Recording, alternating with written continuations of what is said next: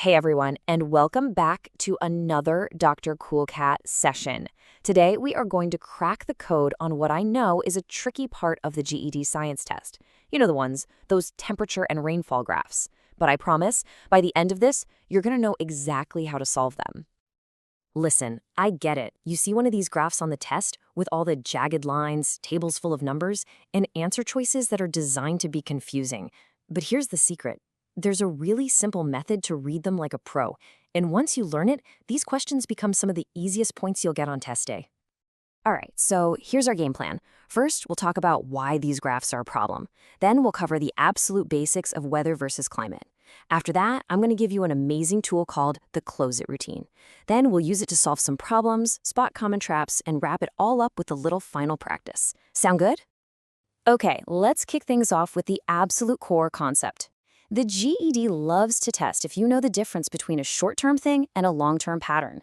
If you can really nail this one idea, I'm telling you, the right answers on the test just start to pop out at you.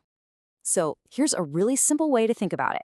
Weather is like your outfit for today. You check the forecast, you grab a raincoat, but climate, that's your entire closet. All the clothes you own because of the typical patterns where you live. Or how about this one? Imagine you're walking a puppy. The puppy is darting all over the place, sniffing everything. That's the weather. But the steady direction you're walking down the sidewalk, that's the climate trend. Okay, so if we're going to put a pin in it, weather is all about the short term. It's what's happening today, this week, maybe next week. It's that random rainstorm, that super sunny day, or that brutal heat wave. And remember that keyword we used? It wiggles. It's all over the place day to day. And climate? Well, it's the total opposite. It's the big picture, the long-term pattern. Scientists are usually looking at averages over 30 years or even more to define a region's climate. It's that steady, underlying trend that you can only see when you zoom way out and smooth away all those daily wiggles. Okay, if you remember one thing for test day, let it be this. A single event is always weather. One crazy hot summer does not prove a climate trend. To make any claim about climate, you absolutely need long-term data and averages, period. All right, you've got the main idea down, which is awesome. So now I'm going to give you your secret weapon. This is a simple, repeatable strategy that I want you to use on every single one of these graph questions. We call it the Close It routine. So this is it, the Close It routine. It's just a simple 6-step checklist. It forces you to look at the most important things first, like checking the time span to see if it's weather or climate. Then you just work your way down the list to find the trend. If you follow these steps, you will not fall for the test's little tricks. All right, theory is great, but let's actually put this thing to work. We're going to walk through a couple of examples that look exactly like what you'll find on the real GED. Okay, check this out. The test gives you a graph showing 1 week of high temperatures in a city. Now hold on. Before you even peek at the answer choices, what's that very first step in our CLOCST routine? What's the first thing you should be looking for? You got it. Step C, check the time span. It's 1 week. Ding, ding, ding. That immediately screams weather, not climate.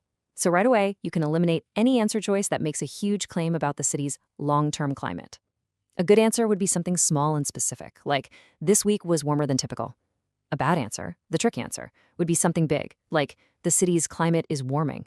See the difference? All right, let's tackle another one you'll definitely see, the anomaly graph. And hey, don't let that word anomaly throw you off. It's just a fancy way of saying the difference from normal. A positive number means it was warmer than normal, and a negative one means it was cooler. That's it. So let's run our Close It routine. First up, C, check that time span. We're going from 1980 to 2020. That's decades, right? So we are firmly in climate territory. Now let's jump to E. Extract the trend. What are the numbers doing? They're going from negative to 0 to more and more positive. The trend is clearly going up. And you can bet the GED is probably going to ask you to do a little bit of math here.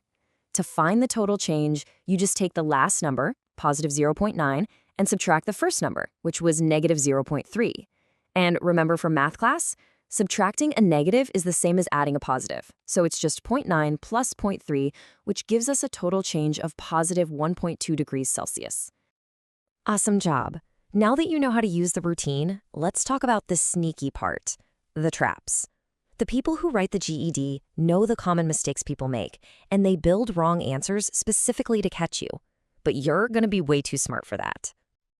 Okay, here are the 4 biggest traps to watch out for. First, extrapolation. That's just predicting the future. Don't do it. Second, overclaiming. We just covered this. One hot day doesn't change the climate. Third, confusing local and global. Data for one city doesn't tell you anything about the whole planet. And finally, cherry picking. This is when they try to get you to focus on one little dip, one year where it went down, and ignore that the overall trend is going up. Always look at the whole picture. Okay, you've seen how it's done, you know the traps to avoid. Now it's your turn. You're the scientist. I'm going to give you a couple of questions. Use that close it routine, watch out for the traps, and let's prove that you have totally got this. First up, a chart shows rainfall for the last 10 days. So which statement here is about weather? Is it A, River City's climate is getting wetter? Or B, River City had 2 heavy rain days this week? The answer has to be B. Why? Because 10 days is a super short time span. That's weather. We can't say anything about the long-term climate from that. All right, last one for today. And this one's a bit of a challenge. It's a 2-parter, so pay close attention. Coastville's average temperature went from 24.8 degrees Celsius in the 1990s to 26.0 degrees in the 2020s. I want you to calculate 2 things, the total change and the average rate of change per decade. Go ahead and pause if you need to.